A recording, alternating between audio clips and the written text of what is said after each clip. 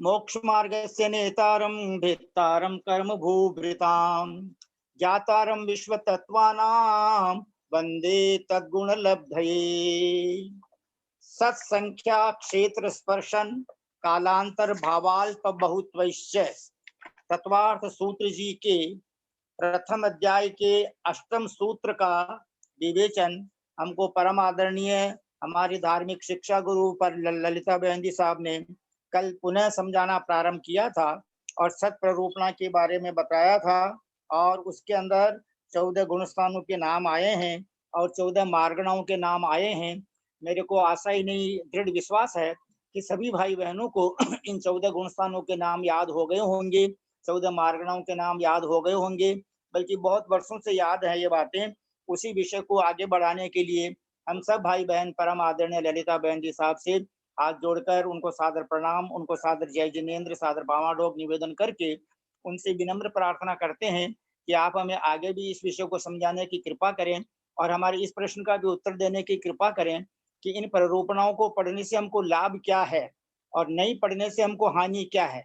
क्योंकि हम लोग व्यापारी हैं, हम लोग वणिक वर्ग हैं, तो जी काम में लाभ हो वो काम में सब दौड़ दौड़ करा और जी काम में लाभ को न हो तो वो काम न करबो न छवा। तो आप यह बताबा की कृपा करो कि ई विषय ने पढ़बो माने फायदो कहीं है। आज परम आदरणीय ललिता बहन जी साहब प्लीज आपसे रिक्वेस्ट प्रारंभ करने की कृपा करें। सरस्वती केशी भाई साहब नहीं जुड़ पा रहे हैं, मैंने उनको कहा कि आप आके मंगलाचरण शुरू कर दें, पर आज शायद वो नहीं जुड़ पा रहे हैं,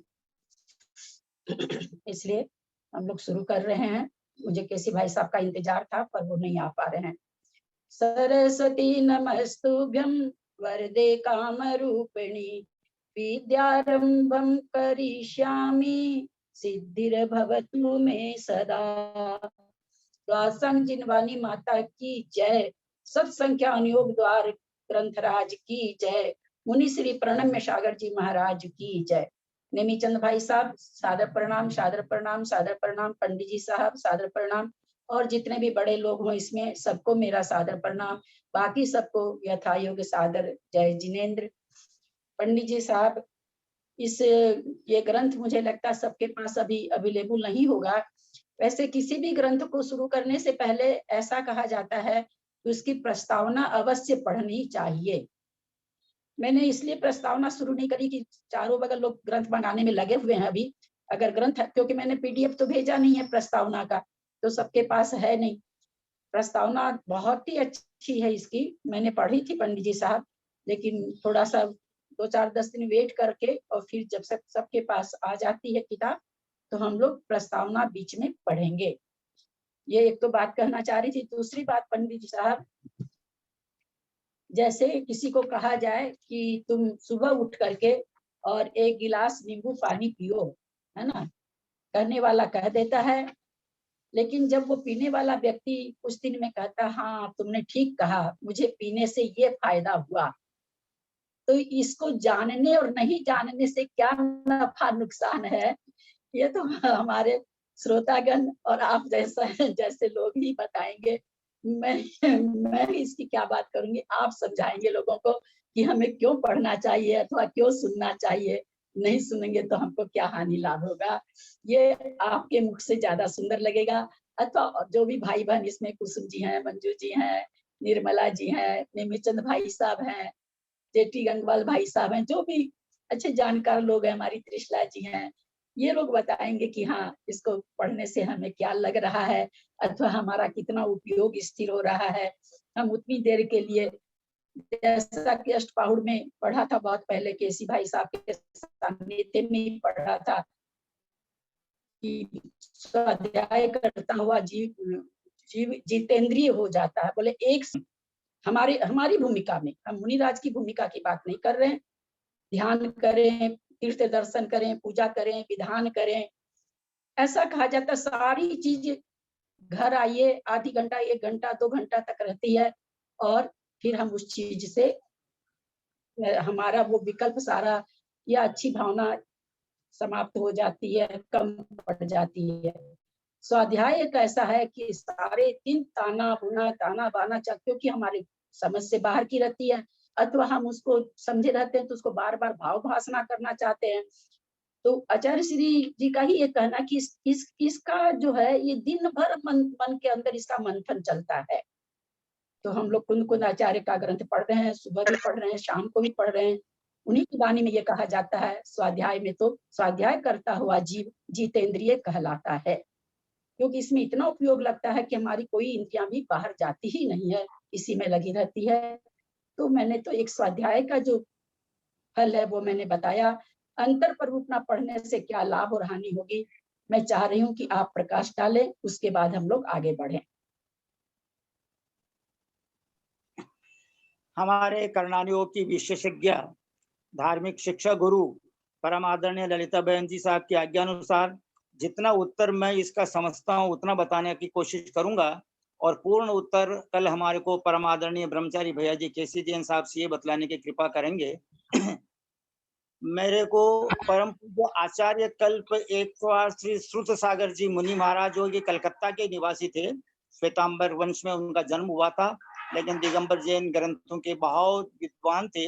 1984 में अजमेर राजस्थान में आचार्य धर्मसागर महाराज का चातुर्मास था। तो उस समय वो दोनों स्वाध्याय कर रहे थे, आचार्य धर्मसागर महाराज जी और आचार्य सागर महाराज जी। तो उस समय यह चर्चा आई, कोई देव गति से चित हुआ और अंतर मुहूर्त बाद पुनः देव बन गया। तब मेरे मन में जिज्ञासा जगी कि यानी इतने से कम अंतर क्यों रहा। तब भी मेरे को ये अंतर प्ररूपणा जानने की जो है बहुत लगन थी।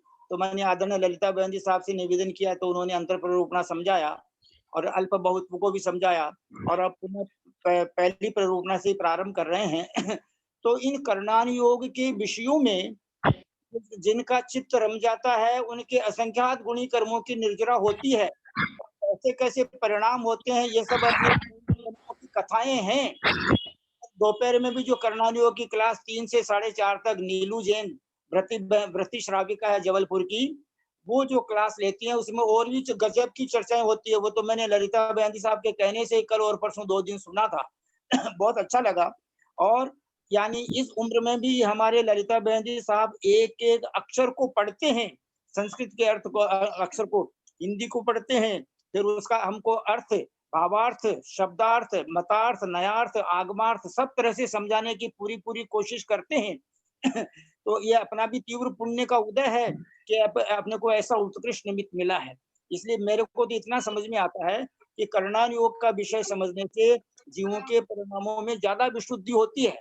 फिर वो द्रव्यान योग के में जो प्ररूपित आत्मा के बारे में वर्णन है उसमें जमने की कोशिश, और सबसे पहले प्रथमान योग पढ़ने से धर्म में रुचि उत्पन्न होती है, पुण्य पाप का फल प्रत्यक्ष देखने में मालूम पड़ता है, और फिर चरणान योग में उनकी प्रवृत्ति हो जाती है।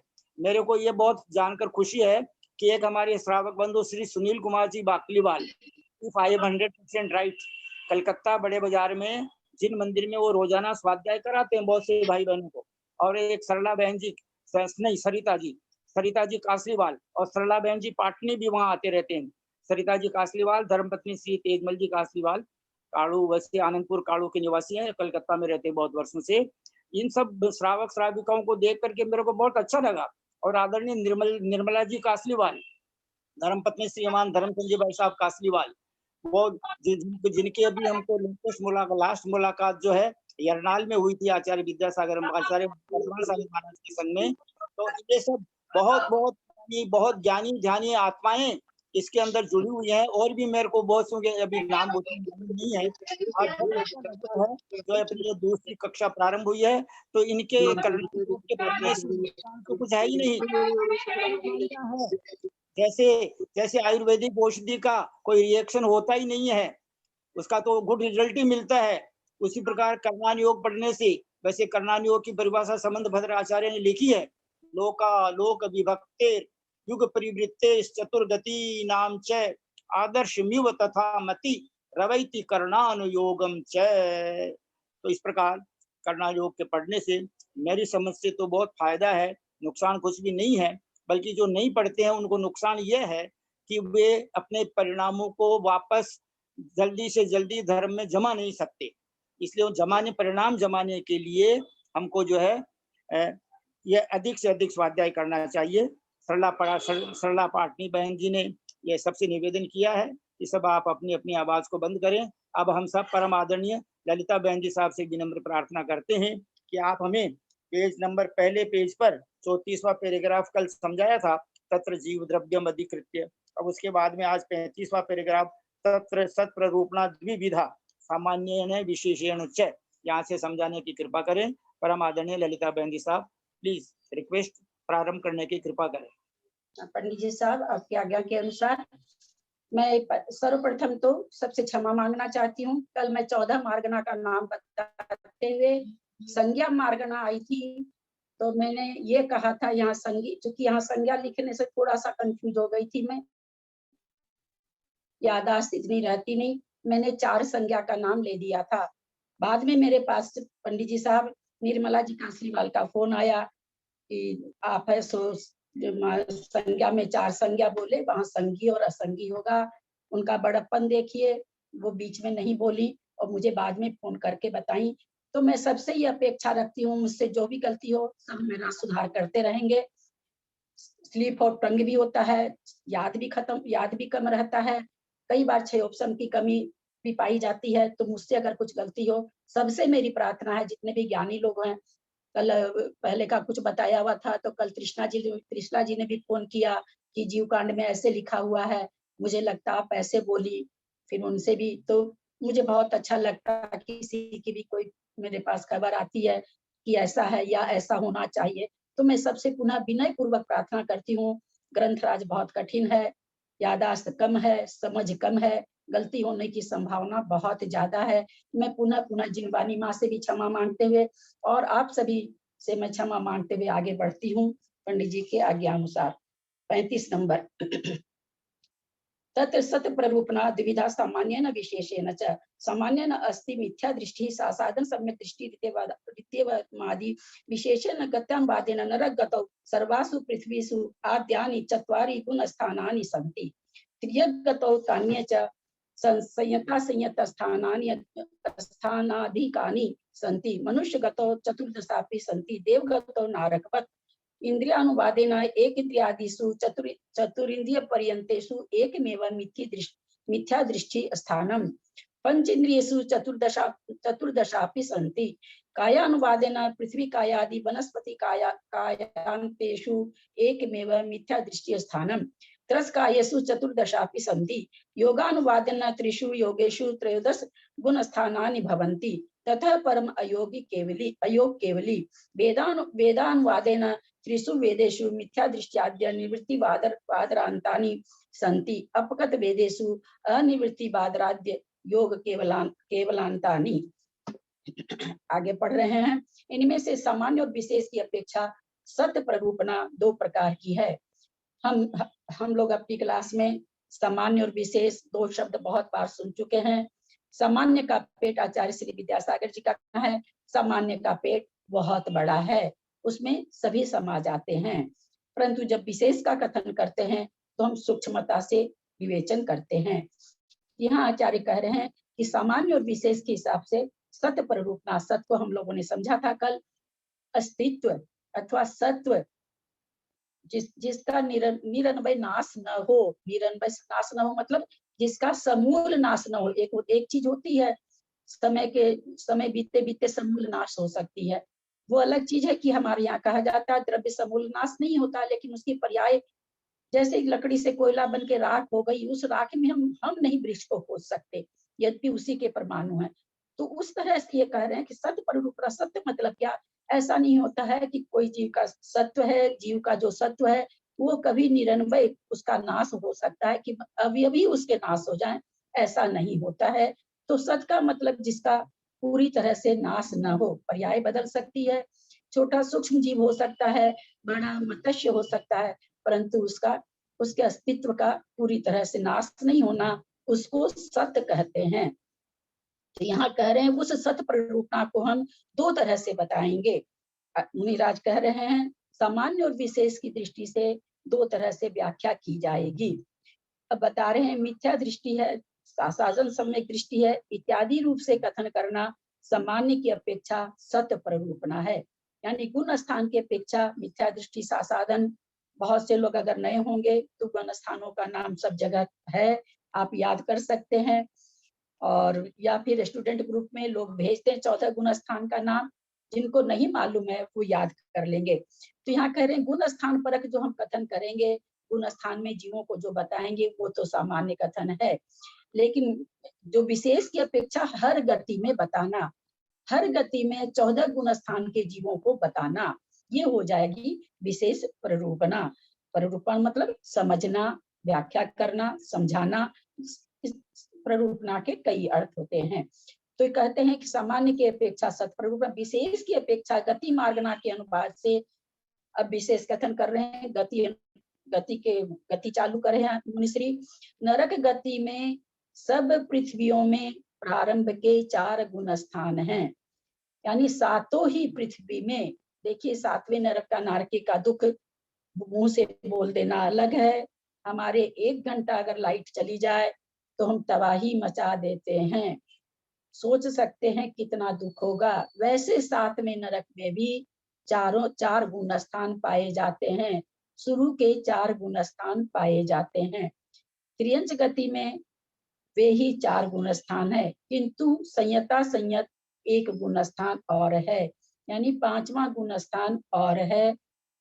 त्रियंच व्रत ले सकता है, वो हमारे जैसे बोल के नहीं लेता है, नारियल चढ़ा के मिस्त्री के पास नहीं लेता है, उसके अंदर आत्मा में भाव भासना हो जाती है और वो चारित्र में आ जाता है, उसका गुण स्थान उसके चारित्र में आता है, वो बोल के तो ले नहीं सकता है।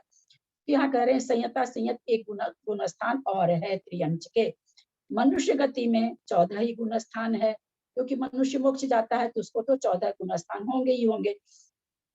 और देवगति में नारकियों के समान 4 गुण स्थान है, क्योंकि देवगति में संयम नहीं धारण कर सकते हैं, सब कोई जानते हैं कि उनके समय से अमृत झरता है, तो इस तरह का कोई संयम नहीं ले पाते हैं, तो वहां भी 4 ही गुण स्थान है। अब इंद्रिय मार्गना के अनुवाद से 1 इंद्रिय से लेकर 4 इंद्रिय तक के जीवों में एक ही मिथ्या दृष्टि गुण स्थान है। सम्यक्त होने के लिए पंचेंद्रिय पना और संगी पना होना जरूरी है, इसलिए 1 इंद्रिय से लेकर 4 इंद्रिय तक के जीवों का एक मिथ्यात्व गुण स्थान ही पाया जाता है। पंचेंद्रियों में 14 ही गुण स्थान है। तो एक चीज सामान्य और विशेष को अगर हम यहीं से समझते जाएंगे तो हमको बहुत अच्छा लगेगा। प्रश्न यहाँ पर ये उठता है, इन्होंने कहा पंच इंद्रियों में 14 गुण स्थान है, इसी को कहते हैं गति इंद्रिय आदि से व्याख्यान करता। पंच इंद्रियों में 14 गुण स्थान है, इसका मतलब ये नहीं हो गया कि सभी पंच इंद्रियों को 14 गुण स्थान है, क्योंकि त्रियंचों के भी होते हैं पंचेंद्रिय, नारक भी पंचेंद्रिय होते हैं और देव भी पंचेंद्रिय होते हैं। यहाँ विवक्षा की गति की विवक्षा जब उन्होंने कही तो उन्होंने गुण स्थान हर गति का अलग बता दिया। अब इंद्रिय की अपेक्षा कथन हो रहा है, अब यहाँ पर मुख्य से गति नहीं रह गई, इंद्रियां रह गई। तो जो 14 गुण स्थान होते हैं वे कितनी इंद्रियों वाले जीव के होते हैं, तो पंचेंद्रिय वालों जीव को। ये एक हो गया कि भाई इंद्रियों में अगर हम खोजेंगे 14 गुण स्थान कितनी इंद्रियों में पाया जाता है, अगर हम इंद्रियों की अपेक्षा खोजेंगे जीव को अथवा हम इंद्रियों की अपेक्षा कथन करेंगे तो पंचेंद्रिय के 14 गुण स्थान होते हैं, ऐसा इस तरह से समझेंगे। काय मार्गना के अनुवाद से पृथ्वी काय से लेकर वनस्पति तक के जीवों में एक ही मिथ्या दृष्टि गुण स्थान है। हम लोग सभी जानते हैं एक इंद्रिय को एक ही गुण स्थान होता है। अब फिर यहाँ देखिए त्रस कायिकों में 14 ही गुण स्थान है। फिर यहाँ पर शंका, भाई 2 इंद्रिय से लेकर के पंच इंद्रिय संगी त्रस होते हैं, तो क्या ये सामान्य कथन हुआ कि भाई त्रस 14 गुण स्थान किसको होगा, स्थावर और त्रस में, तो त्रस को होगा।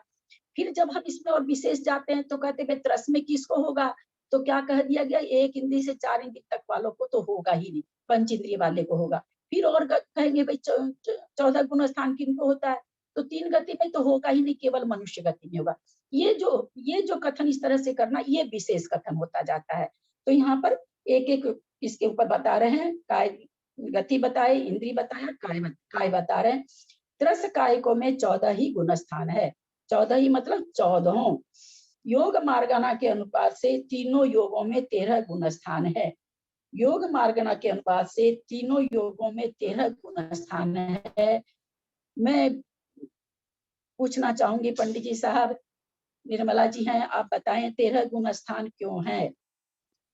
आप अपने को कर, अगर होता है अनम्यूट तो मुझे पता नहीं होगा कि नहीं, अगर अयोग अनम्यूट हो केवली सकती के है कोई योग तो आप नहीं है। समझाएं। हाँ, अयोग केवली 14वें गुण स्थान वाले अयोग केवली के कोई योग नहीं है, योग इसलिए नहीं 13 है, ही गुण स्थान बताए गए हैं। इसीलिए योग में 13 ही गुण स्थान घटते हैं, क्योंकि मनुष्य में होते हैं 14 गुण स्थान, और अयोग केवली को गुण स्थानातीत योगातीत कह देते हैं। क्योंकि हम लोग जान चुके हैं कि सूक्ष्म काय योग को खत्म करने के लिए ही सूक्ष्म संप्राय किया जाता है, जिससे कि होता है। हम अपनी शाम की क्लास में इस चीज को जान चुके हैं। तो योग मार्गना के अनुवाद से तीनों योगों में 13 गुण स्थान है, और इसके बाद अयोग केवली गुण स्थान है।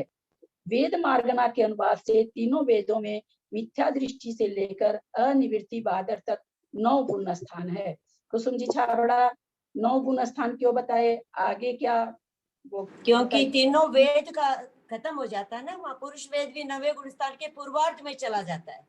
9वें गुण स्थान के 9वें गुण स्थान में वेद चला जाता है, सत्ता से खत्म हो जाता है, पुरुष वेद भी खत्म हो जाता है, और स्त्री वेद नपुंसक वेद तो पहले के गुण स्थानों में हो ही चुके हैं। इसलिए यहाँ बता दिया कि वेद मर्गणा में अनिवृत्ति बार्धक तक 9 गुण स्थान है, उसके बाद में वेद है ही नहीं, बंद वेद कर्म है नहीं 9वें के बाद में। 9वें ललिता जी, कोई दो ललिता लोग जी, नहीं बोले, कोई दो लोग नहीं बोले, और मैं लोगों को बोलूं? समझ में नहीं आएगा। नहीं, कोई भी अभी नहीं बोले। क्या कौन कह रहे हैं? जब एक लोग निर्मला, बोलता रहता है ना, तो कोई दो लोग नहीं बोले प्लीज, है ना। और कोई बात नहीं, मैं तो समझ जाऊंगी, लेकिन सब लोग नहीं समझेंगे। आपसे रिक्वेस्ट है, सब तरह के लोग हैं।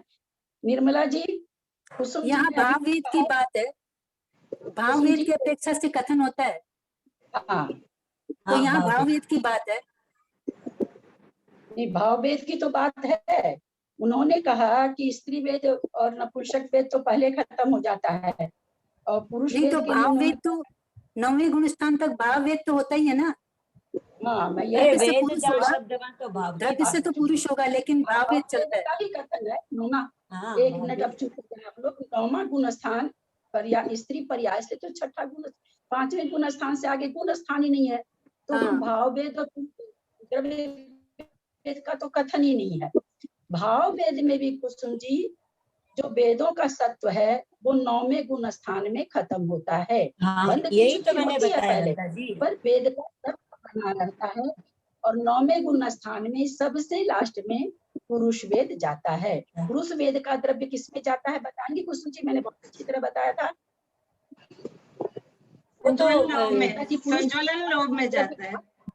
हाँ, स्वंजन लोभ में चला जाता है। हाँ, क्योंकि हम सूक्ष्म पहले लोभ ही हो जान गया, चुके हैं, नामकर्म की प्रकृतियां बड़ी बड़ी ही स्वार्थी हैं।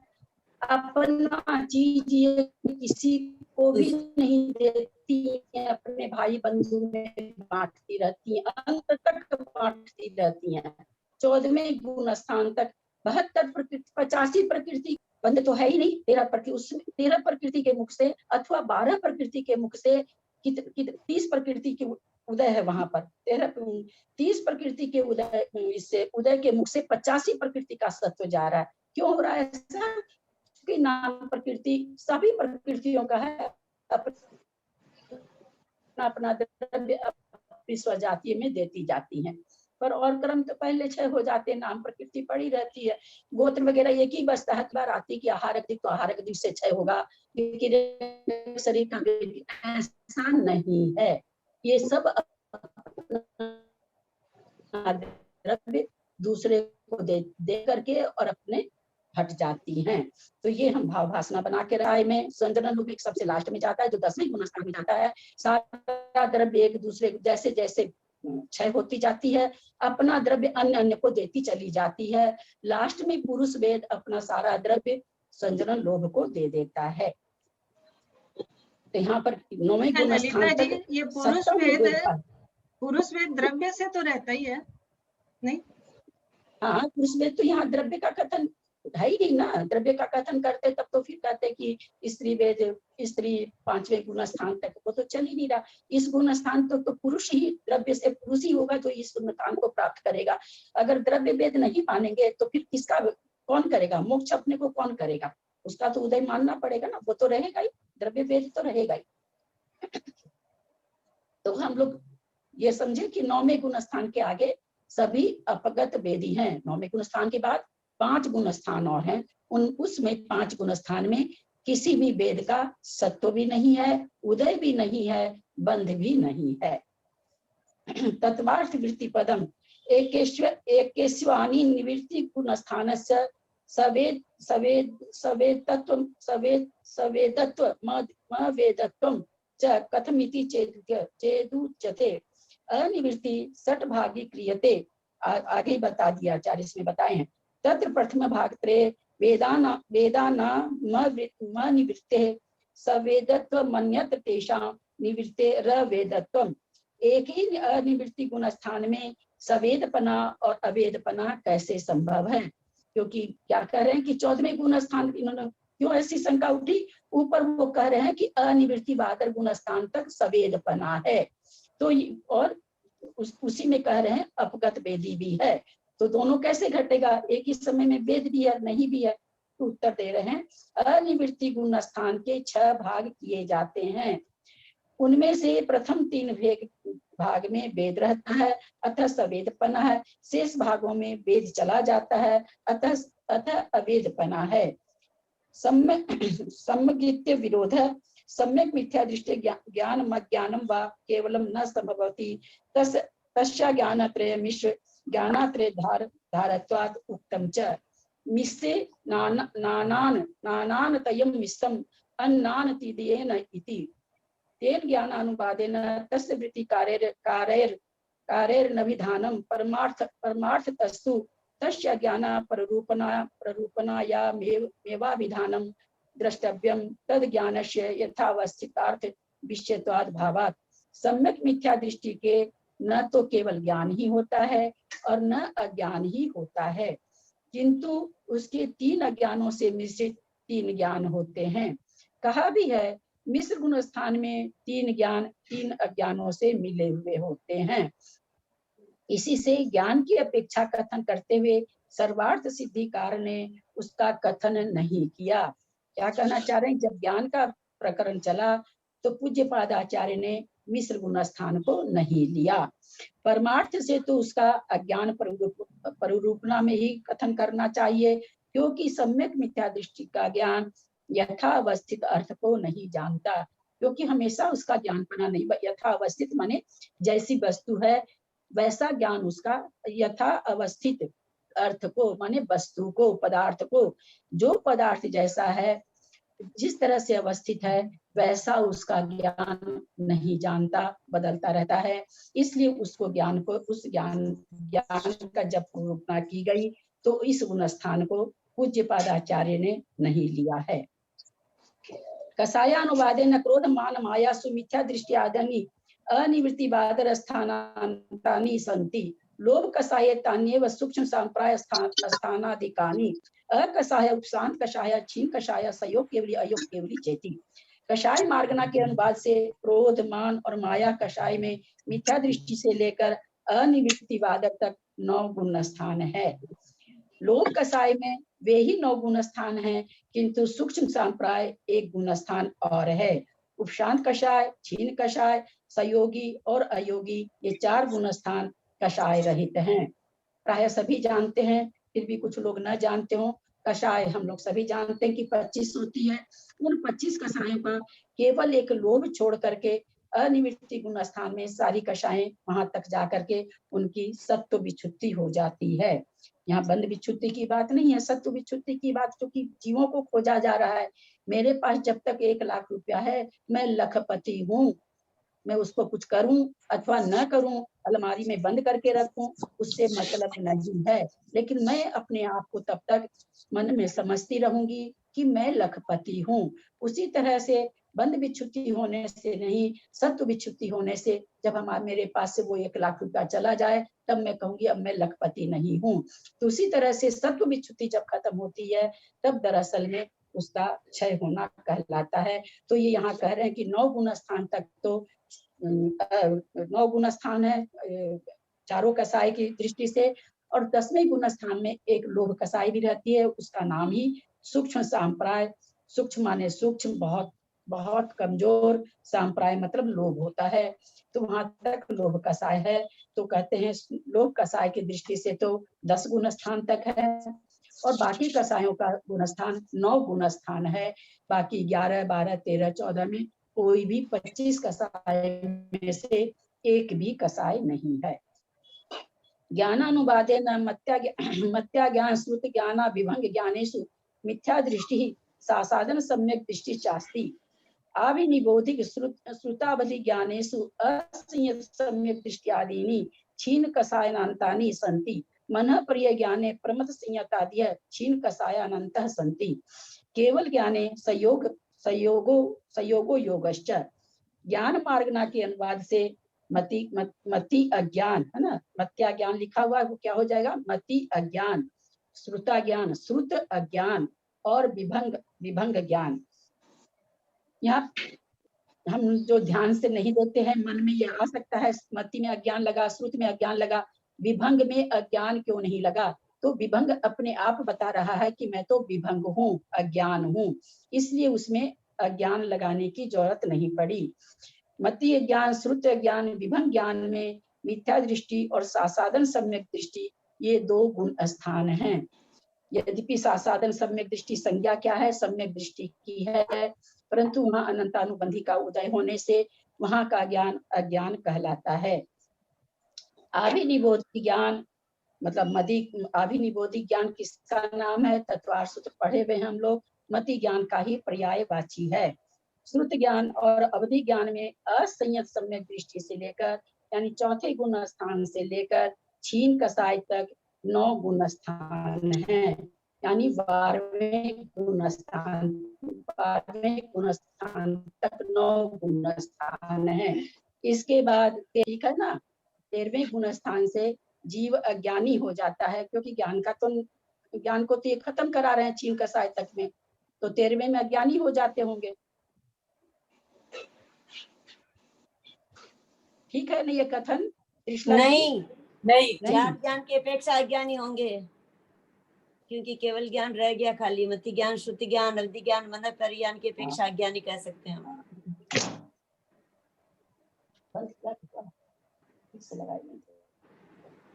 चार यहाँ पर 4 जो छायोपसमिक ज्ञान है उनके प्रति 4 ज्ञान खत्म हो गए। 4 जो छायोपसमिक ज्ञान है वो 12वें गुण स्थान तक पाए जाते हैं, 13वें गुण घट हो जाता है। मन पर्य ज्ञान में प्रमथ संयत से लेके क्षीण कसाय तक 7 गुण स्थान है। मन पर्य ज्ञान अलग से क्यों कहा गया? ये 3 ज्ञान तो चौथे गुण स्थान से 12वें तक है, परंतु मन पर्य ज्ञान रिद्धिधारी मुनि महाराज को ही होता है, अवधि ज्ञान श्रावक को भी हो सकता है। इस हिसाब से उन्होंने मन पर्य ज्ञान का अलग से कथन किया, क्योंकि ये मुनियों को ही होता है, उसमें भी रिद्धिधारी मुनि को होता है। हम लोग सब कोई इस बात को जानते हैं। तो छठे गुण स्थान से लेके 12वें गुण स्थान तक मन पर्य ज्ञान है। केवल ज्ञान में संयोग अयोग ये 2 गुण स्थान हैं। मैं सबसे प्रार्थना करना चाहूंगी, जब कुछ पूछा जाए तभी आप लोग बोलें, जब मैं बोलूं तो मत बोलिए। मेरी आवाज में उतनी ताकत नहीं है, मेरी आवाज और आपकी आवाज मिलती है, कुछ भी समझ में नहीं आता किसी को। अब ऐसे करेंगे तो फिर वो ऑल म्यूट कर दिया जाएगा, फिर आप कुछ भी नहीं बोल सकेंगे, और मैं जो कुछ बीच में पूछती हूँ वो भी नहीं पूछ पाऊंगी। थोड़ा सा अनुशासन पालन करें, आप लोग से सबसे मेरी प्रार्थना है। सेमा अनुवादेन संहिता ब्रह्मतादयो अयोग केवलन्तः सामायिक छेदोपस्थापना शुद्धि संहिता प्रमातादयो निवृत्ति स्थानान्तः परिहार विशुद्धि संहिता प्रमाताश्च सूक्ष्म सांप्राय शुद्धि संहिता एकस्मिन्नेव सूक्ष्म सांप्राय स्थाने यथाख्यात विहार शुद्धि संहिता उपशांत कषायादयो अयोग केवलन्तः संहिता संयत एकस्मिन्नेव संहिता संयत स्थाने असंयता आद्येषु 4 गुण स्थानेषु। ध्यान से सुनेंगे, थोड़ी नया शब्द आ रहा है, हम लोग का पहले नहीं सुना हुआ है। संयम मार्गना के अनुवाद से क्या संयम मतलब समझ रहे हैं अपने, जैसे भाई साहब ले रखे हैं उसको संयम कहते हैं। बुद्धि पूर्वक प्रतिमा वगैरह जो ली जाती है उसको संयम कहते हैं। संयम, वहां से संयम चालू होता है। ऐसे हम चतुर्थ गुण स्थानवर्ती बहुत सारे त्याग बहुत लोग ले रखे हैं, लेकिन वो अपने मोक्ष मार्ग में संयम में उसकी काउंटिंग नहीं है। जब प्रतिमा लेते हैं तभी संयम शुरू होता है। संयम मार्गना के अनुवाद से प्रमथ संयत से अयोग केवली गुण स्थान तक संयत जीव होते हैं। सामायिक संयत और छेदोपस्थापना शुद्धि संयत, जो कि यहाँ 5वां गुण स्थान आपको लगेगा क्यों नहीं लिया गया, ये चूंकि चारित्र की अपेक्षा सामायिक छेदोपस्थापना आदि जो 5 तरह का संयम होता है उस हिसाब से तो प्रमथ संयत से ही गुण स्थान उसमें आते हैं। संयता संयत का अलग से चूंकि मार्गना है तो इनको तो सभी संयम में खोजना तो है ही है। तो पहले उत्कृष्ट का कथन होता है, फिर उसके बाद उससे नीचे का कथन होता है। तो सबसे पहले उत्कृष्ट संयम का कथन कर रहे हैं। संयम मार्गना के अनुवाद से प्रमथ संयत से लेकर अयोग केवली गुण स्थान तक संयत जीव होते हैं। यहाँ पर प्रश्न ये उठेगा, क्या अयोग केवली चारित्र को पालन करते हैं? नहीं, वो उस तरह का जिस तरह का हम लोग उपयोग रूप चारित्र का पालन करते हैं वहाँ उपयोग रूप चारित्र का पालन नहीं है, वहाँ स्वतः प्रकट यथाख्यात चारित्र है। सामायिक संयत और छेदोपस्थापना शुद्धि संयत जीव प्रमथ संयत से लेकर अनिवृत्ति गुण स्थान तक होते हैं। यानी जो 5 तरह का चारित्र बताया गया है उस 5 प्रकार के चारित्र में सामायिक चारित्र या सामायिक संयम, छेदोपस्थापना संयम कहाँ तक पाया जाता है? तो 9वें गुण स्थान तक, 7वें से 6ठे से लेके 9वें गुण स्थान तक। परिहार विशुद्धि संयत जीव प्रमथ संयत से अप्रमथ संयत होते हैं। यद्यपि परिहार विशुद्धि संयम आगे लब्धि रूप से रहता है, परंतु उपयोग रूप से परिहार विशुद्धि संयम में 2 को शायद चलना जरूरी होता है। तो ये प्रमथ संयत में आना, इनको जब प्रमथ अप्रमथ में ही, केवल प्रमथ में तो मुनि रहा, इन्हीं का कुछ खुला हुआ है।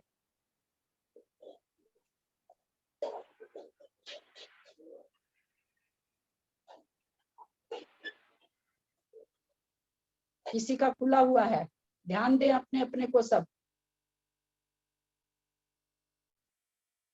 हम सभी जानते हैं कोई भी मुनि महाराज केवल प्रमथ संयत भी नहीं रह सकते हैं, केवल अप्रमथ संयत भी नहीं रह सकते हैं। इसलिए परिहार विशुद्धि को 2 गुण स्थानों में बताना पड़ा। जब भी वो विहार वगैरह करते होंगे तो प्रमथ, नेचुरली जब प्रवृत्ति होती है तो प्रमथ संयत, प्रवृत्ति से जब रहित होते हैं तो 7वां गुण स्थान हो जाता है। इसलिए परिहार विशुद्धि संयम को प्रमथ संयत अप्रमथ संयत दोनों में बताया। सूक्ष्म सांप्राय शुद्धि संयत जीव एक सूक्ष्म सांप्राय गुण स्थान में होते हैं। सूक्ष्म सांप्राय नाम का जो चारित्र है वो 10वां गुण स्थान का नाम भी वही है, केवल उसी में, केवल और केवल उसी में पाया जाता है। यानी 10वें गुण स्थान से नीचे जितने भी जीव हैं उनमें सूक्ष्म सांप्राय जो संयम है वो नहीं पाया जाएगा। 3 ही तरह के संयम अथवा चारित्र पाए जाएंगे। चौथा चारित्र 10वें गुण स्थान में। अब क्या कहते हैं? यथाख्यात विहार शुद्धि संयत, ये शब्द हमने पहली बार पढ़ा था इसमें, फिर मैंने गूगल में इसको खोजा निकाला। यहाँ पर यथाख्यात विहार शुद्धि संयत, ये 11वें यथाख्यात चारित्र का नाम है। यथाख्यात विहार तो ये हो गया शुद्धि संयत, जो इसमें विहार, जो इसमें स्थित होकर के स्थित जो शुद्धि संयत है उनका नाम यथाख्यात विहार शुद्धि संयत है। ये यथाख्यात चारित्र का ही नाम है। जीव उपशांत कसाय गुण स्थान से लेकर अयोग केवली गुण स्थान तक होते हैं।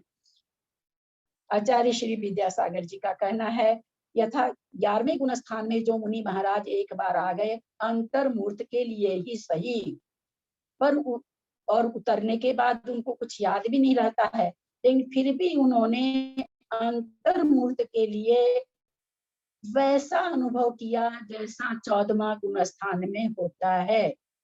ऐसा क्यों? क्योंकि इसमें लब्धि स्थान नहीं पाए जाते। पंडित जी साहब, यथाख्यात चारित्र की ये महानता है इसमें, क्योंकि यहाँ कसाई लब्धि स्थान किससे बनते हैं? कसाई से बनते हैं, योग से नहीं बनते। जो भी लब्धि स्थान बनते हैं अपने संयम वगैरह में कसाई से बनते, और यहाँ कसाई खत्म हो गई। यही कारण है यथाख्यात चारित्र जैसा 11वें में है वैसा ही 14वें में है, कोई भी उसमें अंतर नहीं है, कोई लब्धि स्थान नहीं पाया जाता है।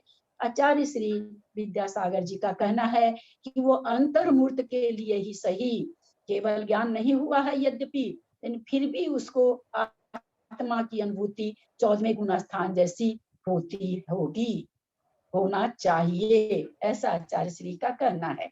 ललिता जी, लब्धि स्थान कैसे, क्या होता है? लब्धि स्थान नहीं पाया जाता। लब्धि स्थान उसको कर, लब्धि मतलब हम लोग सब जानते, लब्धि का शब्द का अर्थ समझ लेंगे तो लब्धि मतलब प्राप्त होना, ठीक है ना। लब्धि मतलब होता है कोई चीज का पाना, प्राप्त होना। अब जैसे मेरी, हम लोग अभी यहाँ पर इतने लोग पढ़ रहे हैं ना, अभी हम अपना ही लब्धि स्थान देखिए। अब मान लीजिए थोड़ी सी देर के लिए किसी की घड़ी पर नजर जा रही होगी कि समय हो गया, लेट हो रहा, हो भी गया समय, आप बोली तो मेरी नजर गई है, तो आकुलता हो रही होगी, किसी को एकदम नहीं, एकदम इसमें मगन होके बैठे होंगे, यही लब्धि स्थान कहलाता है। अपने भावों का जो स्थान होता है, कसाय के अनुसार हमारी आकुलता कसायों से ही होती है, जैसा जिसकी कसाय का उदय रहता है वैसा लब्धि स्थान होता है। तो यहाँ पर और जैसे परिहार विशुद्धि है, सामायिक है, इन सब चारित्र में को पालन करते हुए मुनि महाराज का जैसे जैसे कसाय का तीव्र मंद, जैसा भी तीव्र मतलब अपनी वाली तीव्रता कभी भी नहीं ले लेंगे, मुनि महाराज को जैसी उदय में आ सकती है उससे मतलब है, तो उसमें मुनि महाराज की अलग अलग होती है। तो इन सारे चारित्र में इसको कहते हैं लब्धि स्थान बनना, यानी कभी तो सामायिक बहुत अच्छी हो रही है, कभी थोड़ी कम अच्छी हो रही, कभी बहुत कम अच्छी हो रही है ना। इस तरह से जो स्थान बनते हैं इसको लब्धि स्थान कहते हैं।